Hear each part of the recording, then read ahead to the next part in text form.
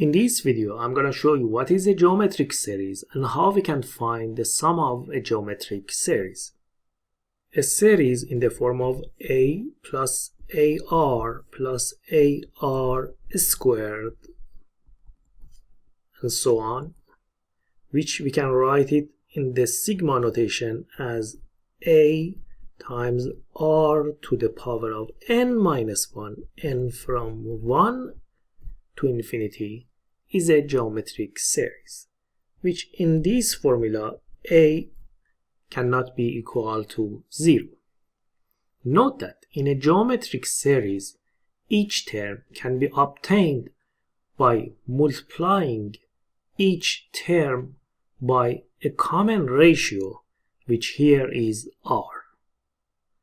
If we multiply a by r, we get to the second term. If we multiply the second term, ar, by another r, we get to the third term, and so on.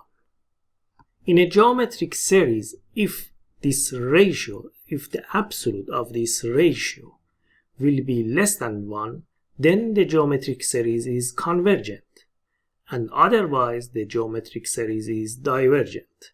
So we have this rule: sigma n from 1 to infinity of a times r to the n minus 1 is equal to a over 1 minus r if the absolute of the ratio will be less than 1, and if the absolute of the common ratio will be 1 or greater than 1, then the geometric series is divergent. For example, consider this geometric series: sigma n from 1 to infinity of 2 times 1 over 3 to the power of n minus 1. This geometric series is convergent because the ratio of this geometric series is less than 1. The ratio is 1/3. This geometric series is convergent. And to find the sum of this series, we have to use this formula. A is the first term of the geometric series in this formula, and r is the common ratio. So instead of memorizing this formula in the form of a over 1 minus r, I highly recommend you to memorize it as first term over 1 minus common ratio. First term of this geometric series is 2, because if we plug in n1, we get 2 times 1/3 to the power of 1 minus 1. 1 minus 1 is 0, and any number to the 0 is 1 times 2 is 2. So the first term of this geometric series is 2 over 1 minus common ratio, which is 1/3.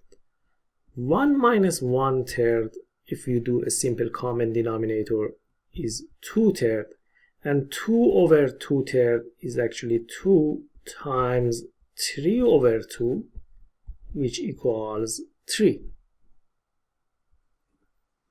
Another example. Suppose we want to find the sum of n from 2 to infinity of 3 over 5 to the power of n minus 1.